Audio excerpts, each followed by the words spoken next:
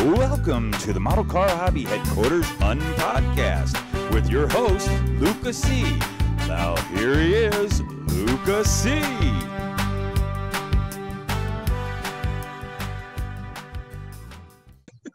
Well, hello, my fellow car modelers. How you doing today? I got a really special guest here. If you don't recognize him, this is Joe Porche. He was the #2 guy at, it would have been just about 3 weeks ago, the Best of the West here. The IPMS Nationals took place in Vegas, and this was the guy that really worked his butt off to make sure that went over the way it did. And I want to thank you, Joe, for coming on, and everybody get to see the face that was running around. You didn't get to really be able to talk to a lot of people there because you were a little bit busy, weren't you? Oh, I actually did talk to a lot of people. I yelled at a few too as well, but yeah, yeah, #2 is definitely a good place to put me. I was the #2. Right. It was a lot of fun. And before I say anything else, I got to thank all of the people who helped us out in many a different ways. Sponsors, trophy sponsor people, volunteers, the Rio itself. There's just so many people to thank, and obviously all the attendees, the people who came across the country to, and some from out the world. We actually had a gentleman from Russia, so I got to thank all those people for attending too, especially during the situation we're dealing with. The COVID seems to be another outbreak or whatever it was, but people still came, and that was a big concern to us. Yeah, so, I unfortunately didn't make it. I'm still in a big funk depression that I didn't. Everybody told me how wrong I was, and but I really paid a lot of attention to all the coverage of that show and the models that were on the table and the vendors that were there. It looked spectacular, and it looks like you put on, well, from what I heard from everybody, I heard no complaints. You did a great job putting that on, and you know, that's why I asked you to come on. I figured this was such a big deal. A lot of people were very happy, and heck, let's hear your story. What is it that, let's go all the way back to when Joe started with his first model kit. What was it? I mean, well, first of all, are you primarily, what kind of models do you do? Some people may not like this word, but I'm a bit of a whore. I do everything. Well, that's good. My primary genre, and I own more of anything, is cars. There's no doubt about it. I built more cars over the years. I own more car models to build than anything over the years. Yes, what was my first model? Yeah. And this goes back to probably 6 years old, was the Aurora Seaview, the little submarine. Oh, okay. And my brother, who was 10 years older than me, he helped me build it, and I played with it in the bathtub. I had one of those ship models too. Yeah. That was fun. Forgot about that.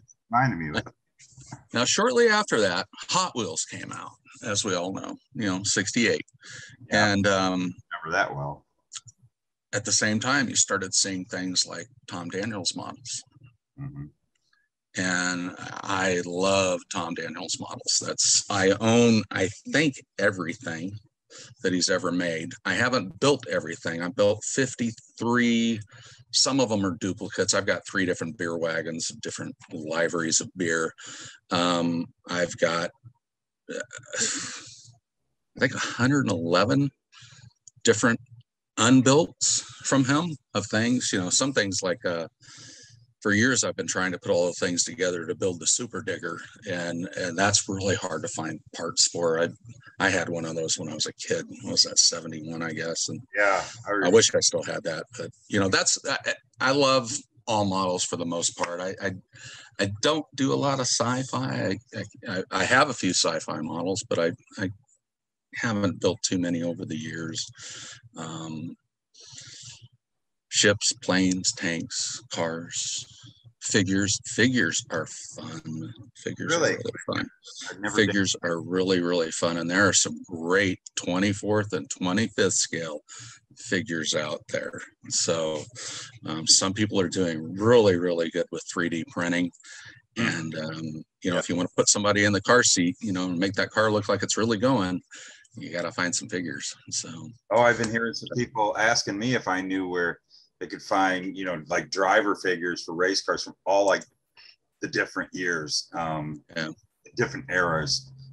And if there's somebody out there making that stuff, Yeah, there's a few of them. It's tough part is every car is a little different. If you build models, that steering wheel, you got to have legs that are like an inch thick to fit underneath that steering wheel. In a lot of cars, they just kind of, the models, it's just the way they fit. So, we can fix that. Smaller steering wheels. Yeah, I mean, I've messed around with putting a figure in a car. It is challenging. Even some of the kits, like I love building NASCARs, and for a while, Monogram was putting driver figures in the car, and you still had to finagle with those things. You had to kind of get the knees bent and all that. Oh, look what you're doing. You got that thing. Cool. These guys have just cost me a lot of money. So really. Yeah. So. Yep. Yeah, I have that. Yeah. I got a whole bunch of Salvino's kits all right here on this. It's about that far. So, still gotta finish the chassis underneath, and the body's just slid over it for show and tell today. But those things are cool as hell. And huge AJ Foyt fan. So when I started seeing his kits coming out and Salvino's, and I think he's got 3 now. I was just like, oh. Everybody knows how I feel about that company. That's so cool. The whole story behind them and what they're doing, and how much they stay in contact with their with the people that buy from them. It's really cool. Yeah. So your NASCAR builder, that's not your first one, huh? No. I built a few. I think in the that would have been the early 80s when the newer kits from Monogram started coming out. Those were groundbreaking. Tim Richmond, Earnhardt's Wrangler car, those were just cool as heck. And I had to have those. And I don't know, I've got about, 200, 250 NASCAR kits. I've built probably about 30 maybe. So I got a lot of work to do in retirement to finish up. But I know. But this one comes out and it goes right to the top of the pile, Yeah, that was a neat one. I got excited about that. They keep coming out with great, even when they've been bringing back a lot of the old Monogram kits. I'm so glad that they rescued those, because those were on the way to the scrap heap. Those were going to get melted down, and Salvino swooped in, and as Jim likes to say, they're the caretakers of those. I'm so glad they did, because I've always been saying throughout my channel's existence and before, is they're about my favorite kits. I mean, I've got a zillion of them right up here. When you think about what they did, and then you think about what Atlantis did after both of those companies, they are just they saved our bacon, so on some stuff. So Atlantis has got, I can't remember what he said. And something that I noticed at your show, I think that them doing that kind of lit a fire under Ravel's butt, because I was really surprised to see some of the kits that they debuted at your show that they were coming back with. So it made you wonder, maybe they still have all that stuff, like that 66 Malibu flip nose. I can't believe they're bringing that back, and that's going to be. Oh yeah.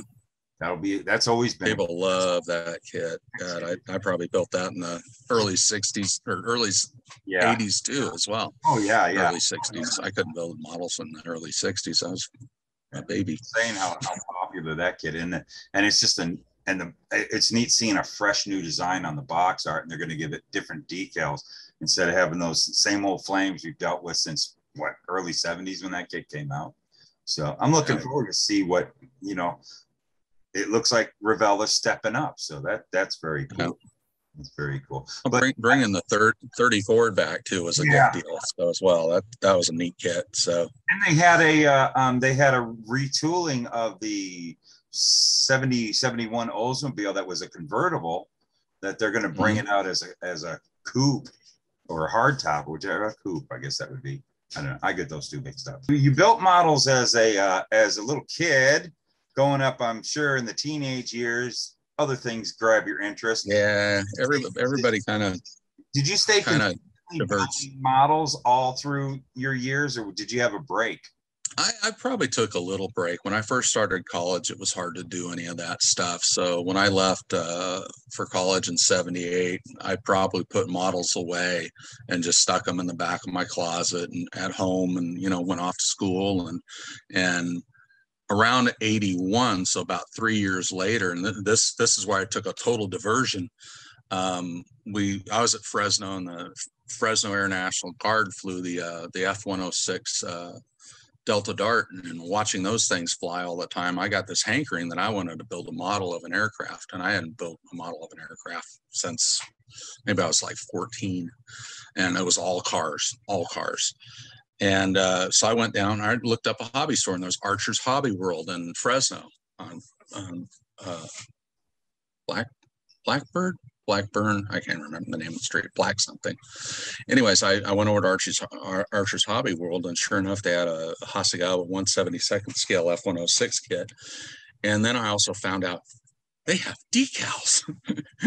So they actually had the decals for the Guard 106 from Fresno, and it had this white tail with a red band that said California on it, and it had a little bear. It was cool looking aircraft with those markings on it. So I had to have it, and I bought that, and all of a sudden it was like, oh, so going to the movies or doing this, I'm gonna go, well, maybe I'll stop drinking so much beer. I started buying models, and I think probably by the time I got out of school in '82, I'd probably collected about 60 or so models and cars and trucks, and I had a few aircraft in there. I'd bought probably about 5 or 6 aircraft, and I started building car kits again. And my wife at that time actually built a couple too, which was kind of fun. We were putzing around building models together, and she got excited about truck models, and I think she built, I don't know, 2 or 3. I can't even remember at this point, but it was like game on again. I was back into modeling, and as soon as I got done with school, I put together a hobby desk and got an airbrush and got a compressor and got going. And in 1982, I think with one of the, or maybe it was 83. I think it was 83. One of the boxes I had a flyer in it about IPMS. And what the hell is IPMS? So I looked it up, and the little flyers. It was in a Minicraft Hasegawa was putting those in their boxes at that time. And I was like, wow, okay, there's a national organization for geeks like me.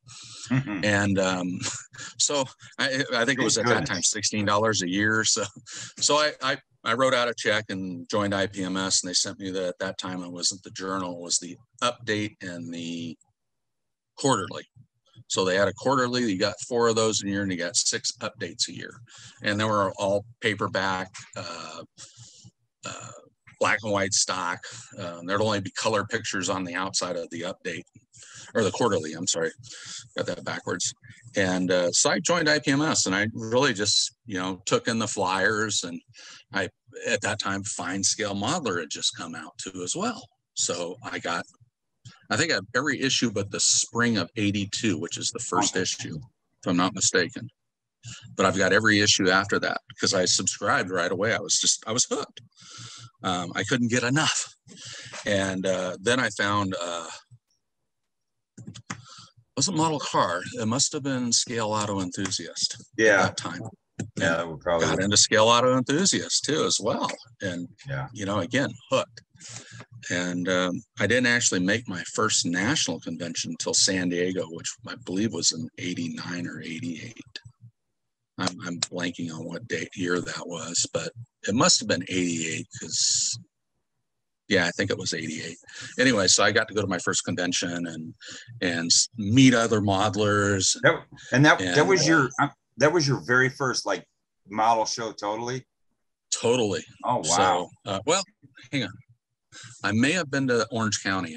I think by then I'd been to Orange County once too for one of their shows. Mm-hmm. And what was in that meantime, I moved from one location to another. And when I moved to the other location, which was Ojai, California, moved there in '87. there was a small group of guys that were meeting out of a model store in Ventura, California. And they started meeting at a guy's house, and then eventually they found another location, moved around a bit. But it grew from like 3 guys to like 30 guys very quickly. And probably any meeting would have anywhere from 15 to 16 guys on it. And about that time, I thought, maybe we should form an IPMS chapter. How many of you guys are IPMS members? And there was like 4 of us who were. So it only took us to get 1 more. And we got a charter and formed an IPMS club in Ventura. We're the Gold Scale Modeler or something like that. Okay, I remember them because you put some shows on, didn't you? What we did was we had contacts with Point Magoo, and we would do displays at the Point Magoo Air Show. They'd give us hangar space, and we'd bring in hundreds and hundreds of models. We built these tremendously large display cabinets with plexiglass all the way around, so the little fingers couldn't touch, but the little fingers could see, or the little eyes could see. And I think we did that for 4 years, and we actually traveled twice to Edwards and did 2 shows out of Edwards first as well. And really, it was just, we'd have one table would be all car models, one table would be all aircraft, and then there'd be kind of a mix of sci-fi and ships and whatever. But our group did pretty well for a few years. I haven't been to one in so long. I'm looking forward to going to one next month. I love going to shows with the Southern California guys. They're so awesome. Yeah. We've got an NNL coming up, and then we've got which is at the Boys Club in Chatsworth. I actually said last week in Sino, it's Chatsworth where it's at, the Boys Club. And there's actually a real car show that day too. So you get two birds with one stone. So it's kind of neat to get to walk around the grounds. Is that the one Art Lasky's doing? Or Yes, that's Art's deal. So that's a good deal. That's the same weekend as Orange Con, so you can actually kill 2 birds in one stone. Well, now you can kill 4 birds with one stone. So. And the following weekend is the NHRA Museum one that Ron Ramsey puts on. Yeah. Yes. See, it's starting all over. Great show. That's a great show. You might as well just move to Southern California for a couple weeks. So you've been putting on shows up in Vegas though a lot, huh? Yeah, we get around to it. I think after this one, after the Nats, we're kind of stepping back for a year and a half. Yeah. So we'll probably have our next show in 23. I don't think we're going to do a regional or a local show in 22. Everybody's you got to recover from that, huh? Yeah, we were probably one of the smallest single clubs to ever put a nationals on. I mean, usually like Chattanooga, there were 2 or 3 clubs involved in that. Phoenix has got a couple clubs involved in theirs. Yeah. Even then, getting help from your members is sometimes difficult. Yeah, with your own club. Phoenix, I talked to Jim Clark a lot. He's a good buddy of mine. And Phoenix show in 18, Jim was like, where the heck is everybody? Yeah. And he had more outside volunteers than he had really kind of local guys that were helping out. And it can be a lot. So that was a great show. I enjoyed the heck out of that one. I did too. So with the exception of Wednesday opening. What's that? Except with the exception of Wednesday opening. I don't know if you were in the line, but I was behind the counter. Oh, you were? And there were a lot of disappointed people with the amount of time it took them to get registered in on that show. I think I remember hearing about that. That's the Phoenix show. I only went for one day. I can't remember if it was Friday or Saturday. I think it was Saturday. Yeah. And I didn't enter. I just went there to shop and spend a lot of money. Yeah. And I was successful at that. And shoot a video. And I couldn't believe, I was absolutely stepped back at the quality of models that were there. And then seeing all the coverage from the show up in Vegas, it looked even more so. The quality of models were just spectacular all around. Yeah. I mean, I'm not just talking cars. I enjoy looking. Yeah, I'm like you. I don't only build cars, obviously. I have a little bit of sci-fi because I'm a Star Wars fanatic. But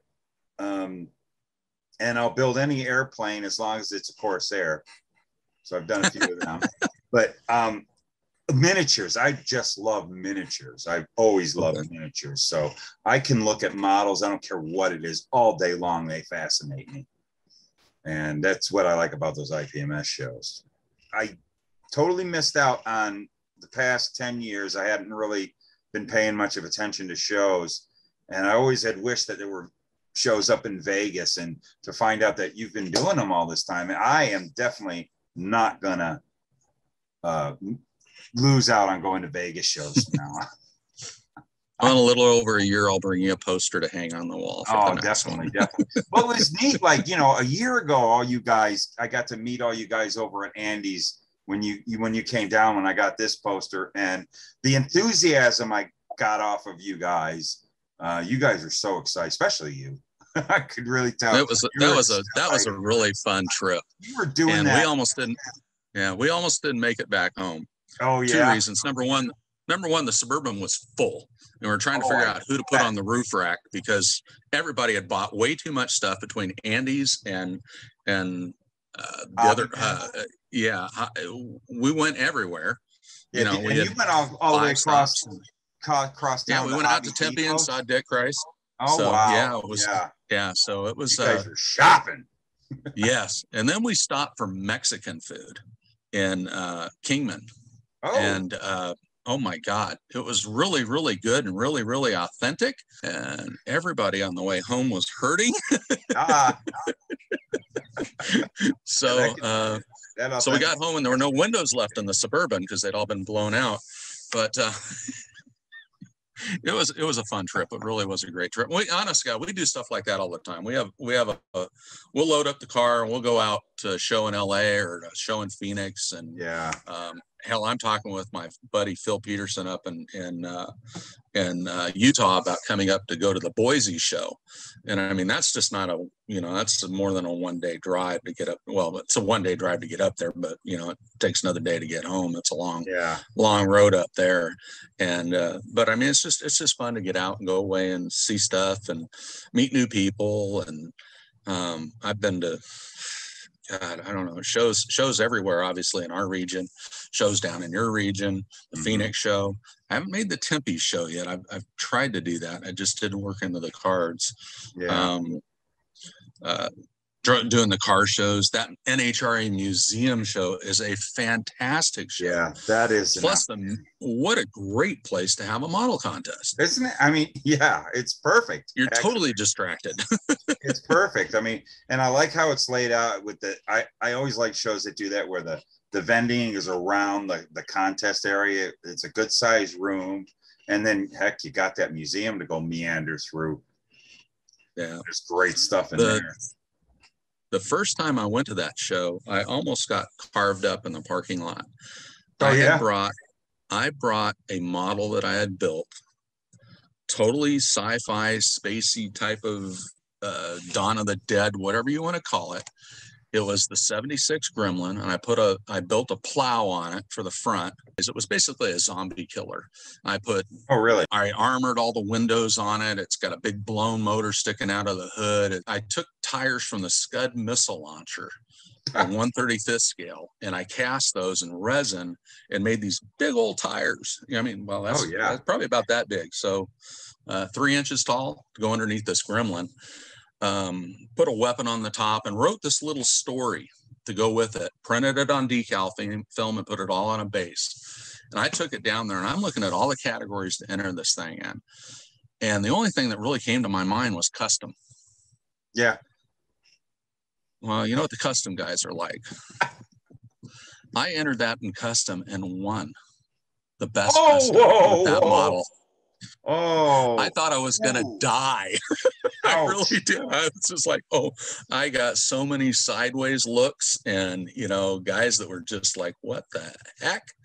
And oh my gosh, that was a fun show. That was the first time I'd gone. I've been twice to that show. So I went with that kid. I've only been to the one in 18. I always heard how great that show was, wanted to go, and I had to miss last year or the year, I can't remember right before COVID. I guess it would have been 19. So I went 18. 19. I couldn't make it to 19 because that was when we had bought the house and just dealing with a lot of stuff. But it was, that was such a fun show, and I'm looking forward to going there again. It's in about a month. There's arts show. Yeah. Before. I really want to try to make both of them if I can. And then a month later, I'm going to the Atlanta NNL. So that is something. There you go. I'm looking forward to that one. That was when that's been a bucket list one. I hate to say that. I'm not dying, but it's been a bucket list one forever for me. And plus just, I have a lot of friends. I spent some time living back east in Virginia, and I'm going to get to see a lot of old friends that are going there and a lot of new friends that are going there. And that's a big, for the car show guy, that's a big, that's a really good one. And I'm definitely planning. I was that close to going. Oh yeah. Oh boy, that would. Yeah, I got another story, and I'm going to drop a name here. So my buddy Gary Curry moved out to Atlanta just a little while ago. We're living in Atlanta. He goes, "Oh, you got to come to the show. You got to come to the show. We got a room for you, the whole 9 yards." I'm like, "Okay, Gary, I'm coming. I don't care what's going on in my life. I'm coming." And I got Southwest tickets to fly there. Gary moved to Texas. Oh man. So he got another job opportunity and he took it and moved. And I'm just like, holy crud. So anyways, but I do plan on making the NNL in Santa Clara.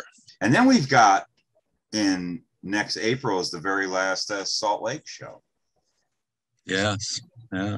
Yeah. I've attended twice, and it is all that it's the cream of the crop of builders. That's the one thing, to go there and just put yourself on the table is kind of cool. But then you meet these people who are just, oh yeah, I made that panel out of, copper, and I hand beat it and I rolled it. And I'm just like, oh gosh.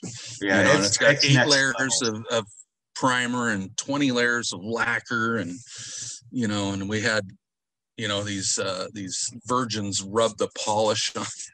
Yeah. It's over the top. It is way over the top. And, it is. This is going to be the show to go to because everybody's making a point of going to it. So it's going to be a blowout, a good send off. I missed out I've never been to Salt Lake, and I hate myself for that. I always would, you just can't let things, I always used to let things stop me from doing these things, and I refuse to do that now. And I'm not going to miss out on ever going to Salt Lake. If this is the last one, I can't miss this, because I missed out on Toledo, because that ended in 19, and I wish I could have gone to that. Hopefully something Midwest like Toledo will pop up again. I don't know. Yeah. Oh, there definitely will be. And the thing is it's just those are the originals. Those are the shows that really, when this hobby as far as the cars, really, it changed and turned into something different. It wasn't a kids thing anymore. It was a serious adult level of modeling that was just incredible. The whole scale auto era. And Salt Lake's the last of them, really. You guys mentioned something about an NNL in Phoenix eventually. Are you guys working on it? It's brewing. Yes, it's brewing. Okay. Oh yeah, it's gonna. Because I guarantee you, the guys from Vegas would love to come to that. It's Arts and that one are the 2 big ones. The NHRA shows the other one. Yeah. Most of them don't want to make the drive to Santa Clara. It's a long ass drive. Yeah, it is. That is what stopped me from Santa Clara, is the fact that it's a 2-day drive, really. It's starting to look like the Phoenix. I'm not sure yet what the name of it's going to be, but I'll call it the Phoenix NNL for now. That is going to probably take place in the spring of 23. Yeah. Okay. So, especially if I get the place that I'm really eyeballing that I think I can get, I'm going to be real happy with the location and everything. I've been already talking to all the right people, getting the suggestions of, I do this as an NNL. I want to do it the way an NNL should be.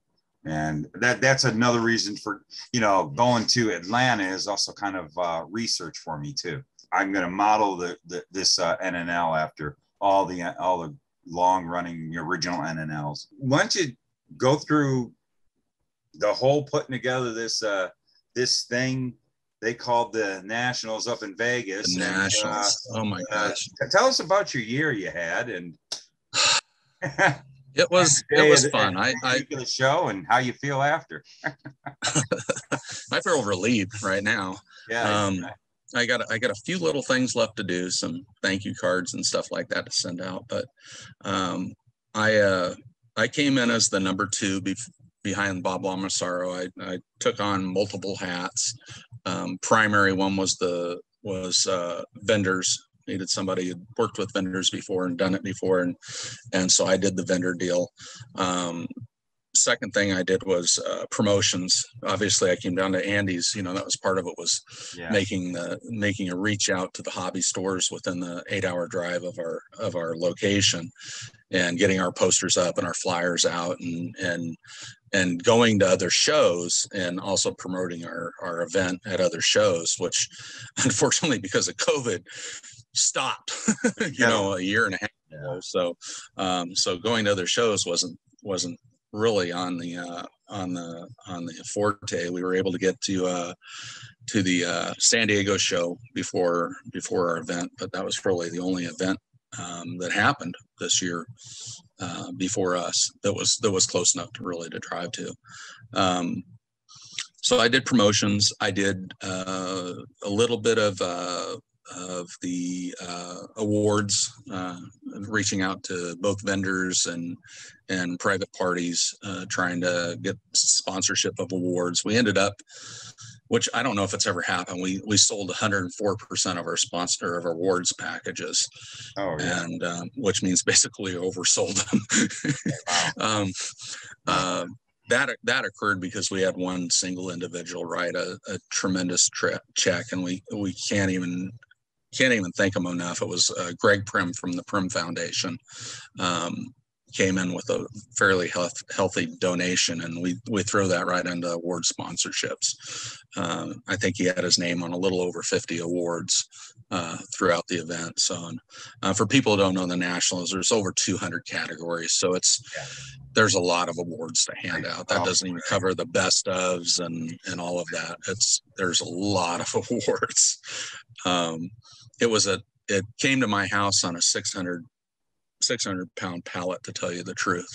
It got put in my garage a week before the show until we could unload it and take it down to the those awards were very nice. Those came out exceptionally good. The only problem, it almost cost Bob and myself a heart attack when the award vendor called and said the plastic stuck in port. And we were, well, you know the story from Andy, what's happening to plastic kits and stuff that's trying to get here from Far East, is sometimes stuff is held up, and the awards got held up for a period of time.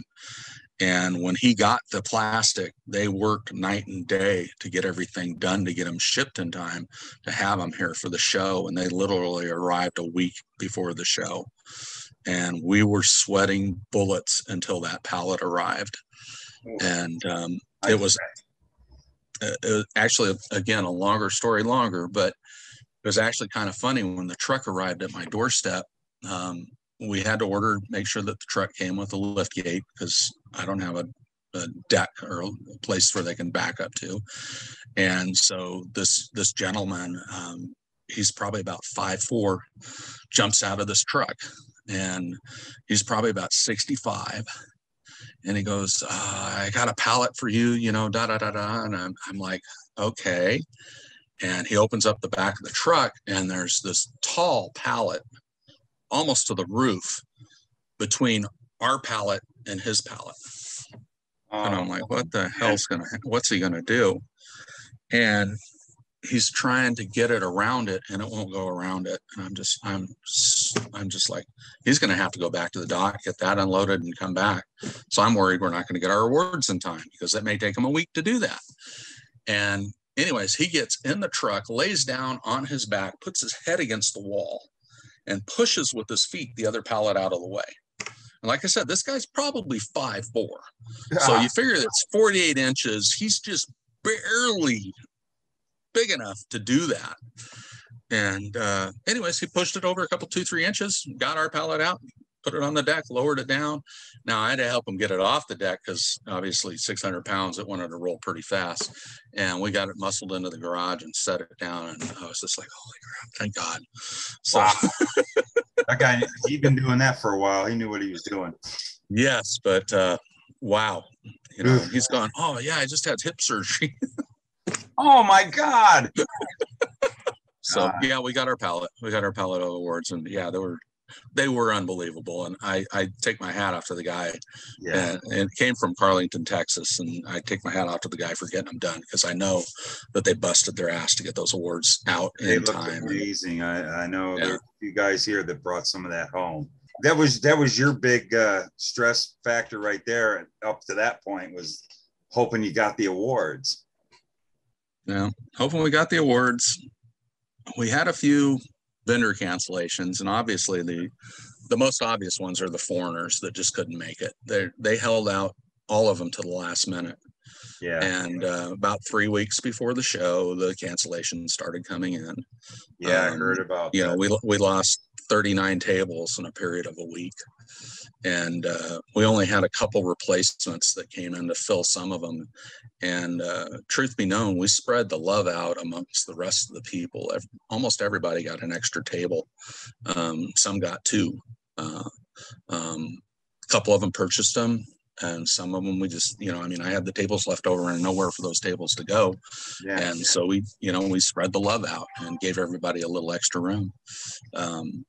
It was sad to see the loss of the people because of what's happened over the year. I mean, this was an expensive show to put on. And if people started canceling and we started losing vendors and it came down to the last minute that we only had 300 people show up, boy, it would have really been tough on Ipms USA. I was worried about that. I was hearing about that. And I know there were vendors wondering if it was, I had heard there were some that were wondering if it was going to be worth going because everybody was canceling. But good thing everybody stuck, you know, all the local, you know, well, here in North America, they stuck with it and stayed and went and supported. We only lost 3 well, I wouldn't say local, one was from Florida. We only lost 3 domestic, I should say, vendors. And it was basically all legitimate COVID fears. I'm sorry, it was 4. One of them came down with COVID. One of them lost a family member to COVID. Mm-hmm. Another couple was just older and just didn't want to expose themselves. And then one just said, I'm not going to do it, you know, so threw their hands up, said, I just can't come. And we were able to replace all of them. Because I had enough people on the waiting list, which was pretty cool. There's a lot there. Mm-hmm. Oh yeah, like I said, we spread the love. We got everybody moved around, and I don't know how many times I redrew that map for that room. God, I got sick of looking at it, to tell you the truth, just because I'd done it since last June, probably redrew the room 4 times. And it's not easy to do when you don't have correct software to do it with. The other thing that I did which was a lot of fun with the show, was doing the model registration. My buddy Don Hayes was the contest coordinator. And for those who don't know, the IPMS NCC, National Contest Committee, for the most part, runs the contest part of the show. So they do all the judging, they divide all the categories, they make all the decisions. And so the local doesn't have that much control over it. We provide the facility, we set it up, we get all the table markers and all that stuff out, we lay out the room for them. We run the registration for them, but when it comes down to the actual judging and the contest itself, the NCC is pretty much in charge of that. So the local doesn't do that much on that end, which is good because it keeps it consistent every year. You got the same people every year doing that. Is where the show is a traveling show, so it's going to be in a different room in a different city with different lighting, with different tables set up, all sorts of stuff like that. One of the things that I'd looked into was table risers, because I'd seen it done before at some other shows. The last nationals was Columbia, South Carolina, that had table risers, and for the judges, it's a fantastic back saver. Yeah. For the model contestants, it's good because people don't have a tendency to lean over your model and stuff fall on it, or their stuff dangle on it. Yeah. And the only negative, and really, I've never seen it really be a negative, is the fact that people think, oh, well, people are in wheelchairs, or people are children, or this or that or the other, can't see the models.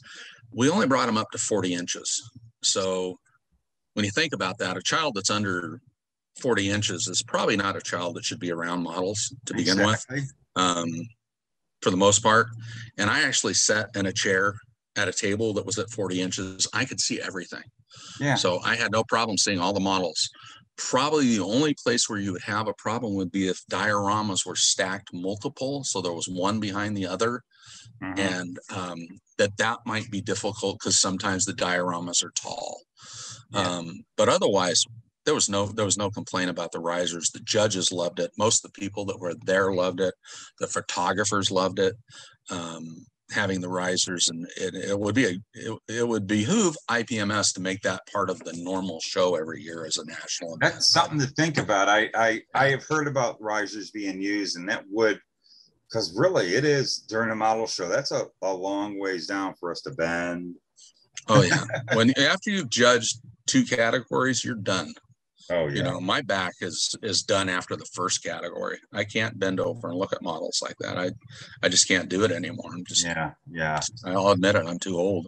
The funnest part of the whole show was doing the model registration. People bringing in their paperwork and helping them out, getting it all sorted out. And most of them are pretty good and know what categories they want to be in. And every once in a while, there's a question.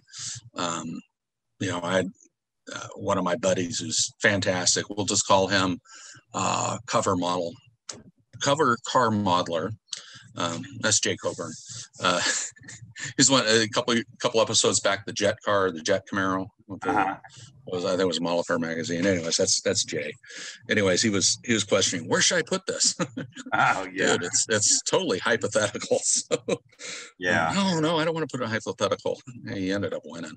Oh, no kidding. I think he had first place in 3 categories with 3 models. So he didn't do too bad. So you had a really good staff working for you. It's basically all volunteer. And oh yes, I had some great people, and there was a little hiccup. I'll tell you this little hiccup again. Yeah.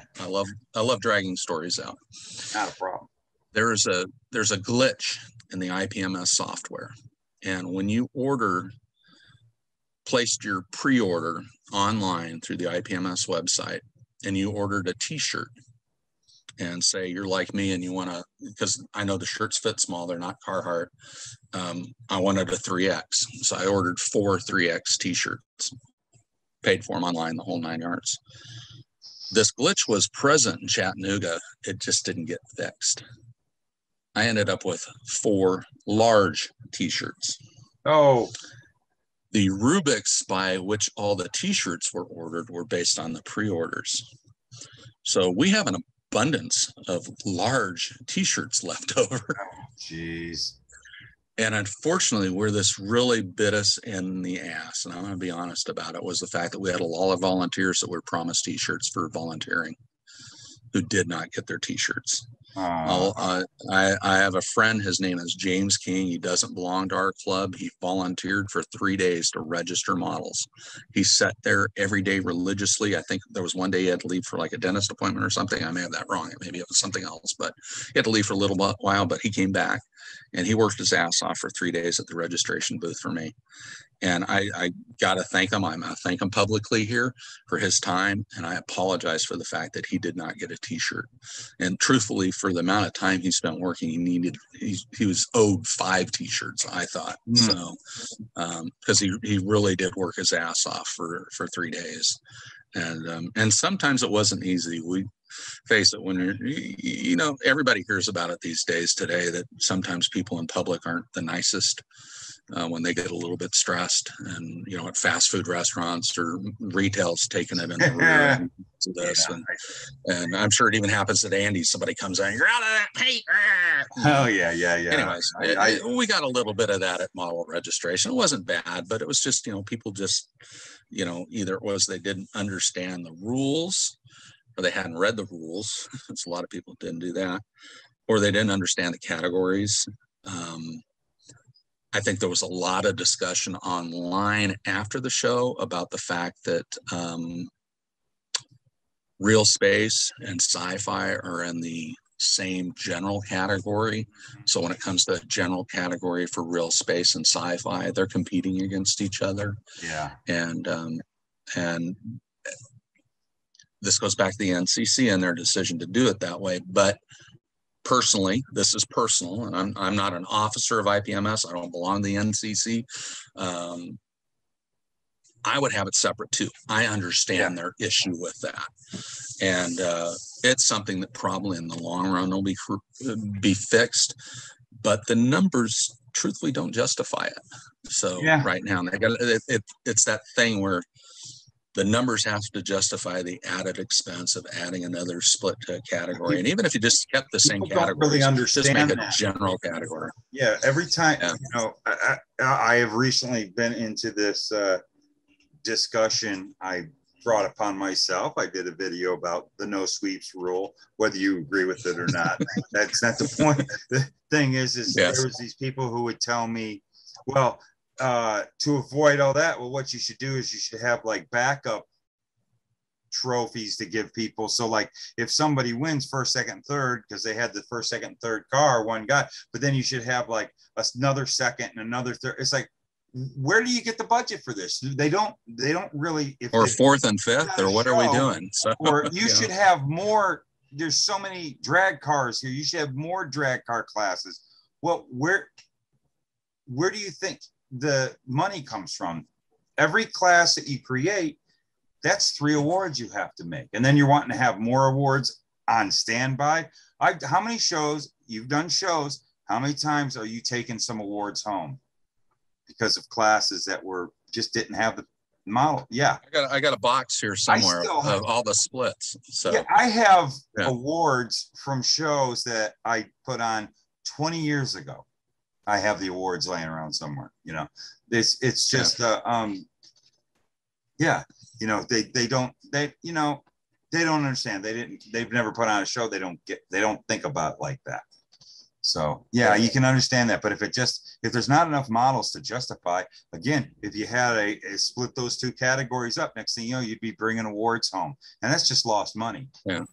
I can count what we have, and it's $600 worth of leftover awards. Yeah.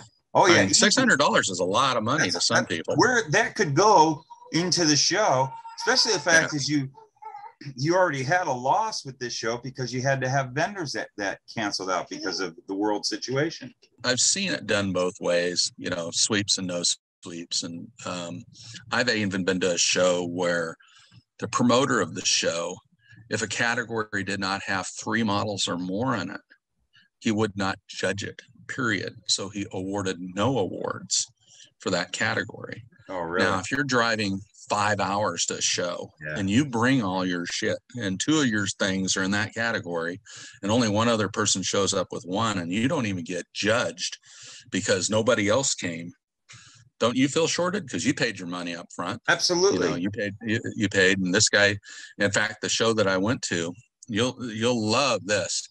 He did not give a best of show because he didn't feel that any of his best ofs were worthy.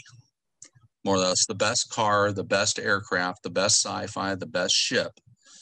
I think there was one other category. I'm forgetting what it was. Maybe it was figures. of those 5 or 6 categories, he didn't feel any of them was worthy of a best of show award. Are you kidding me? So he did not give it. Yeah, that was the first and the last time I went to that show. So yeah, sometimes I'm amazed by some of these contest promoters or creators, producers who make these kind of decisions, and you think, wow, you're definitely putting a 45 right up to the head of your contest and pulling the trigger. Yeah. And the funny thing is, he does it every year. He's been doing it for years, and I'm just like, really? I was just amazed. But I'd never go back and attend a show again. I would. I thought that was just very short-sighted, and especially the category awards. I was just like, just give a first. If you don't want to award first through third, at least pick one. Yeah. At least judge it. You've got the awards. Why not just why? Yeah, his awards were. That's a whole nother cheap little coins, little plastic coins. Oh, really? Yeah, I think you probably got them at Walmart, so or online or Amazon or overseas or wherever the heck. It was just cheap. So whenever I put on, it happens. Whenever I put on a show, I definitely put some money into I always like having nice awards. I really am a fan of the type that like what you guys had. I love those style awards. I've used those at a couple shows I've done. All in all, I've really heard nothing but raves, and everybody had a good time. Thank you. So that's really I wish I had. And again, it just adds to my depression, and I just keep beating myself. I did not go. Well. If you want to go next year, just drive up to Vegas and we'll take you to Omaha. I am going to go to Vegas shows from now on. There's no way I'm missing them. Okay. I didn't realize it was going on all these past years. So I've been wishing that were Vegas shows, and this whole time there's been Vegas shows. So I got to start going. Yeah. I love model contests. I don't care. Yeah. I just love them. Well, we're looking forward to coming down to your NNL too. So. Oh yeah, that'll be great. We definitely got enough car guys to make a dent in that show. Good. So yeah, well, since none of our stuff's been there before, yeah, we can all pack up 60, 80 models. I'll bring my whole Tom Daniels collection if you want. Bring it on. Yeah, that is going to be. It makes a nice collection entry. So. Oh yeah, that's cool. That is super cool. This year, I brought it to Phoenix and set it out in display only, the Tom Daniels collection. I think at that time it was 46. It's 53 now, if I'm not mistaken, 53 completes. And so I had it out in the display area, and I was going to bring it to this show and set it up in the display area. And I got so busy. I had entries. I had filled out my entry form, the whole 9 yards. I think I threw it away. It was still hanging up behind me. That's that empty clipboard. Oh, yeah. Right there. Yeah, that had all my entries on it. I never got my models entered in the show. Jeez. I was so busy, so busy. And, the end of every day, it was like, you just want to go to the room and collapse. And that's pretty much what I did. So we had one dinner out. Actually we had 2 dinners out with family. I had my all 3 of my sons, my daughter-in-law, grandson, and 2 sisters were there that flew out from San Luis Obispo to help with the show. And I mean, I committed the whole family. Of course, we all could have gotten COVID and died, but luckily none of that happened. I haven't heard anybody who's gotten sick, which is really good. Yeah, everybody for the most part was pretty good with their masks. I had one vendor that I could not get them to keep their mask on, so to save their lives. It was a lot of fun. So, and I really, I've got to say, I've got to thank everybody who came. Number one, everybody who came and attended our show, even if you were just there with the day pass and whatever. Thank you for coming. If you got anybody you want to name them. Yeah. Well, I'm gonna name them. So they're gonna come up at the very end here. So, but I had a lot of vendors. I had 79 vendors in my vendor room, and also 1 podcast in the vendor room, and I had 2 other podcasts there. So I've got to thank. Model Geeks were there. Plastic Posse podcast, Scott Gentry and his guys. Yeah, you were Mike and Dave from Plastic Model Mojo were there too as well. Yeah. So, and everybody, they had a ball listening to their podcast. Yeah, you know, they all had to go home and clean out. All had to go into rehab when they got home, I think. So they had some good time. I gotta say, everybody out here, all my viewers, those podcasts, if you haven't checked those out, you have to. They're all excellent. I love turning those on and just going and working on my bench. I had a great time listening. That you got the right idea. They're excellent for me. They're really, they get me through sessions too as well. So the other people that were really big was on top of it, Greg Prim from the Prim Foundation. There's no doubt about it. He was a huge contributor for nothing other than the fact that he loves models. You know, he's a model builder. Gordon Kwan from Sprue Brothers, fantastic. They basically did our decals for us and threw some money towards the show too as well. Spray Gunner, another company, Spray Gunner Grex, they were fantastic. Again, the same thing. They brought in, they did the seminars.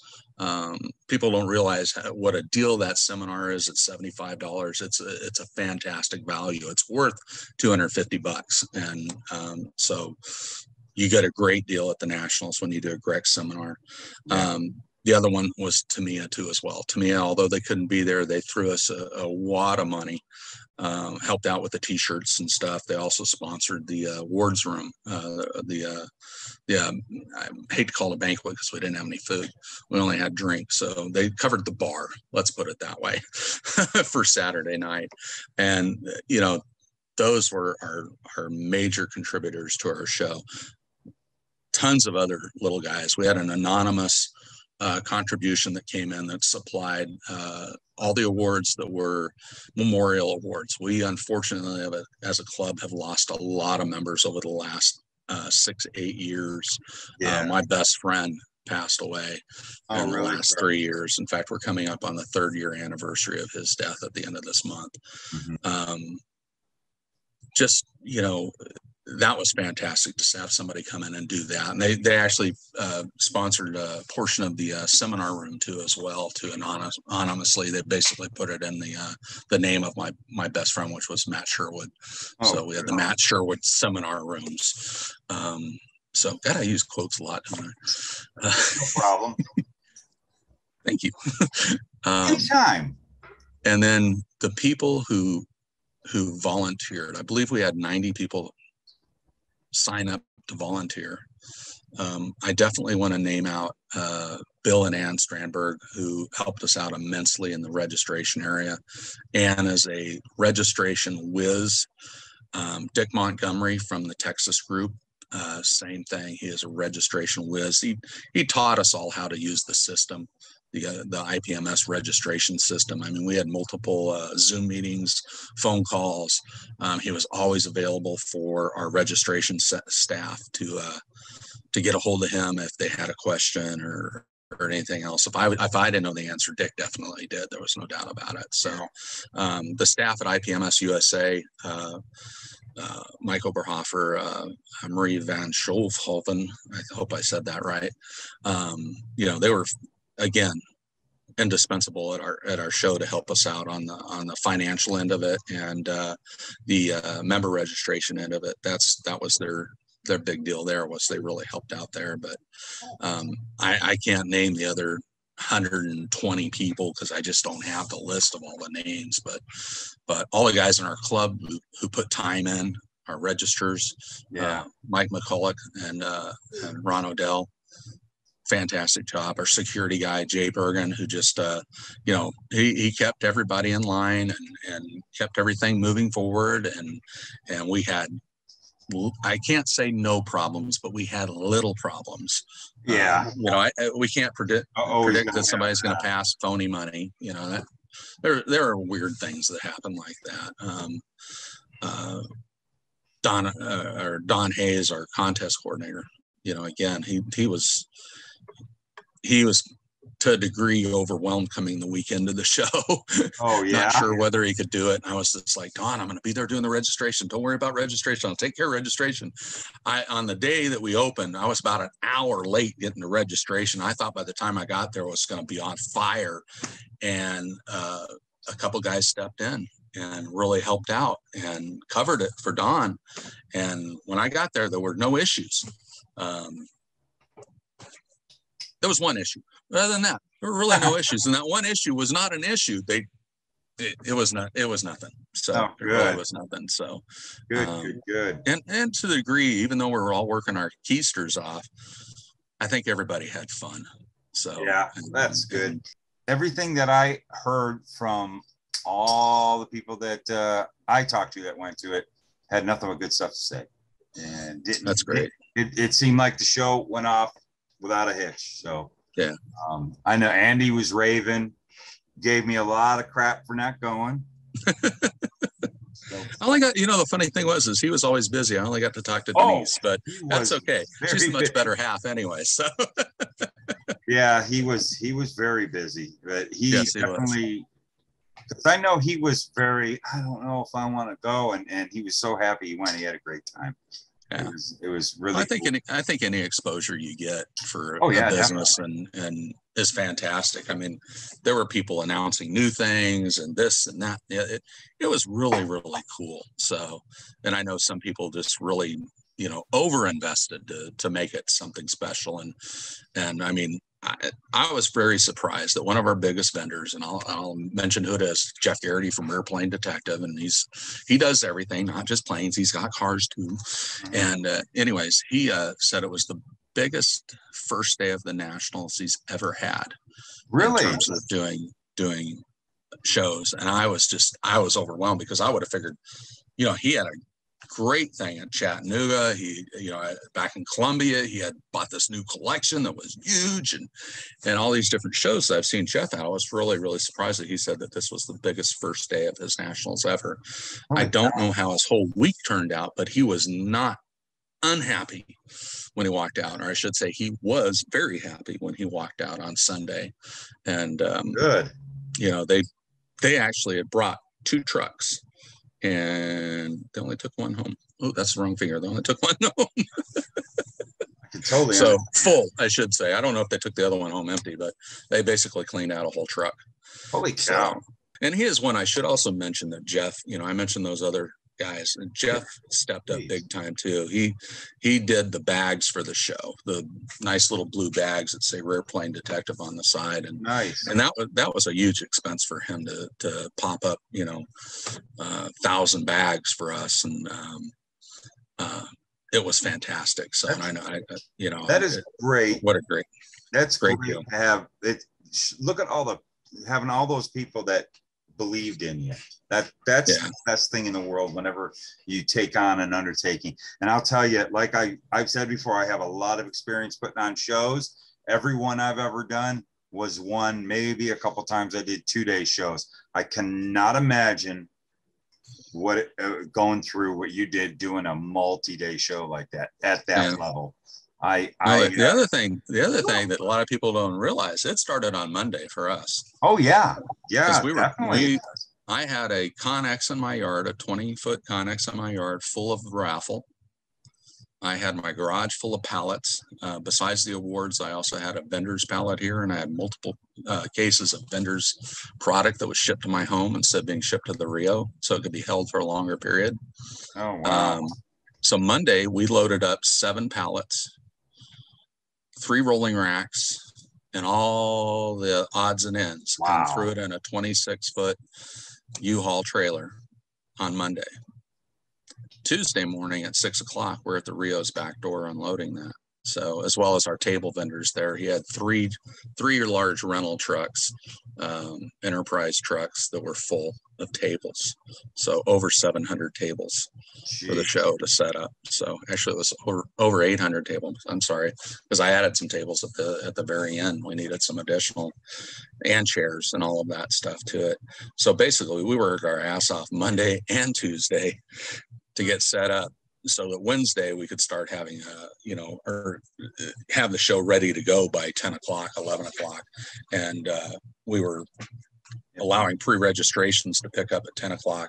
And the door to the vendor room was ready to open at 12:20.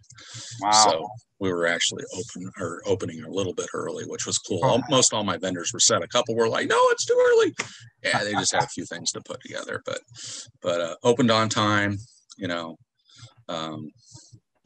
we did something different than a few of the other shows have done. We had the facility through Sunday so that vendors, like Rare Plane Detective, could pack up Sunday morning instead of Saturday night, and giving them more time at first, 2 to 3 hours. And the other thing too is traditionally at the Nats on Saturday, it may not be that busy. The people are doing business or giving discounts, some of them heavy discounts, just so they don't have to take it home or ship it home, because it just costs too much to ship stuff these days.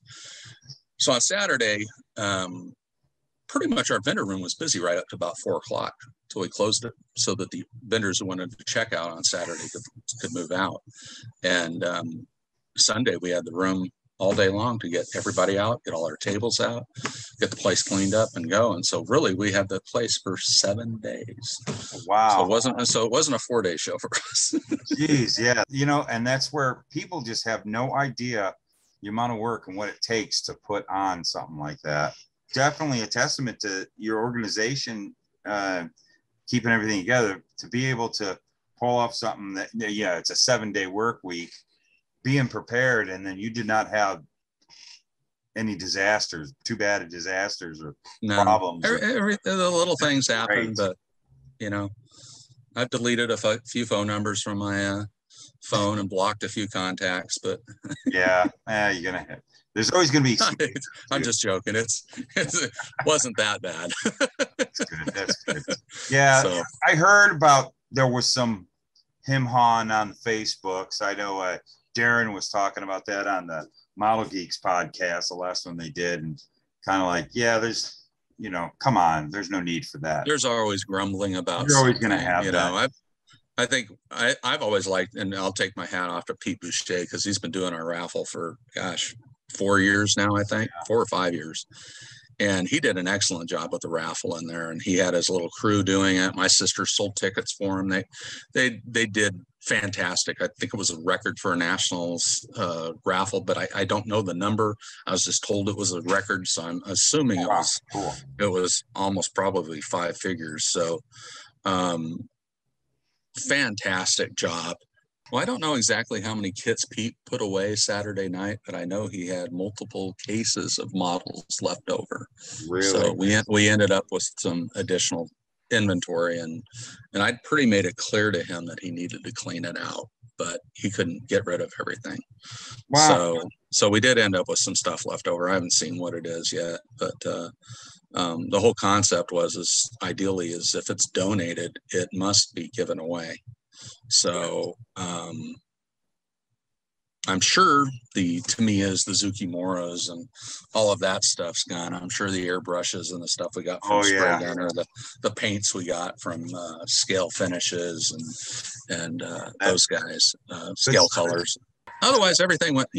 I got to say the one thing because of COVID that we missed. And if we ever do this show again, like what did we say, 2075 is when we're going to bid for it? Yeah, I'm looking forward to it. Yeah, that's a ways off. Was the fact that we didn't have our tours, and you would have loved one of them, the behind the scenes tour of the Shelby Museum by the CEO, Gary Peterson himself. Really? Yes, was our tour on Friday afternoon after they closed they closed the tours for the public, I think at 3:30, and we were going to have it from 3:30 to 6:30, and he was going to take us out on the floor where they build everything, show us everything that they have in stock. Obviously, you get the full museum tour with that too as well. I would have cried. I missing that tour sucked. Yeah. The other 2 tours we had was the Nellis Air Force Base. Was a combination tour. It was going to be the Blue Angels, the Thunderbirds Museum, and the fun part of it is what they call the petting zoo. It's where you can actually go out and climb all over, do whatever you want. They have tanks, they have missile launchers, they have SAM missiles, they got planes that you can climb into and sit in and get your picture taken and all that stuff. Wow. And this is actually what they call a threat museum. It's where pilots come out there to do threat training, red flag, and all those exercises. They're flying green flag right now. anyways, they come out to do those exercises, and they can actually go out and sit in a MiG aircraft and get an idea of what their counterparts are dealing with, and understand, what their cockpit's like and what they're feeling like, what the visibility is like, so they'll understand some of the limitations of the opponents a little bit better than, just reading it in a book or seeing a slideshow or a presentation. Anyways, that was part of it. The lucky thing is for some people, those people who had access to the base took friends out there during the week, and a lot of people went out to the petting zoo and had a good time at the petting zoo. So, which was fun. Unfortunately, government's not allowing tours still. The third tour was this is where I work, was the atomic test site, the NNSS. It's about 70 miles northwest of Las Vegas. It's where we've done all the testing over. Well, we haven't had an atmospheric test since the 60s. We haven't had an underground test since 91, but we still do what they call, for lack of better words, everything short thereof a blast on site. And it's a very interesting place. There were some limitations to the tours that some people were not going to like. Number one, you have to be an American citizen. Number two, no cameras or cell phones allowed for anybody. So mainly because they don't want people out there taking pictures, and they can't trust the public to do that. We're all sworn not to. People who work out there, for your clearances, you have to do that. But there's a lot of cool things to see out there, and there's a lot of history out there. That was probably the biggest thing that we missed out of the show, was doing that. So that's too bad. We did as much else as we could. I know a lot of people went down to Battlefield Adventures and checked out their museum. Quite a few people went to the Shelby and checked out their museum. On their own they could do it, but we just couldn't do the tour thing. So too bad. That would have been cool. But next time. Yeah, definitely. Next time. Sure, there will be a next time. I'll definitely be there. Not going to do that mistake again. Yeah. At a new hotel casino to be built that's right. sometime in the future. That's right. Cool. I might be a really old man. We might all be old, but we'll be there. I figure I'll be in my 70s. I want to thank you for coming on, telling kind of the back side of the whole story of how to put one of those on and let people know, and just talking model stuff with you. That's a lot of fun. I appreciate it. Yeah. And you got to know, do you know what I put my guests through at the end of an Unpodcast? Everybody, please keep gluing your fingers together, be it these or these or these or these or these or all of them, and keep cutting that styrene. All right. It's good seeing y'all. Thank you. And we will see you in the next video. And here are my producers.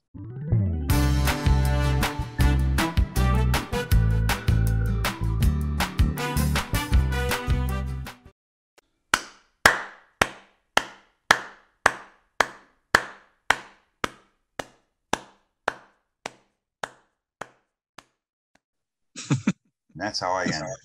Awesome. That's cool.